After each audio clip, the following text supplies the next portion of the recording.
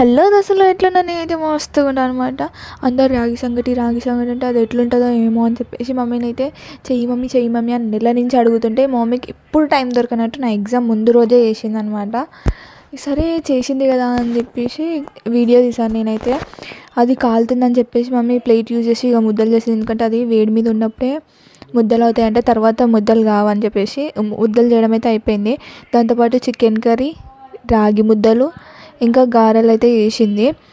అట్లా ప్లేట్లో రాగి ముద్ద, చికెన్ కర్రీ, ఆనియన్ పెట్టుకొని తింటే అబ్బా ఉంది కదా. నాకైతే చాలా నచ్చింది. ఫస్ట్ టైం ట్రై చేశాను కదా, నాకు బాగా నచ్చింది. కానీ అది ఒక్క ముద్ద కంటే ఎక్కువ తినలేరు, ఎందుకంటే అంతా ఫుల్ అయిపోతుంది స్టమక్ ఒక్కదానికే. మీకు కూడా రాగి ముద్ద లాంటి ఇష్టమా? కింద కామెంట్ చేయండి.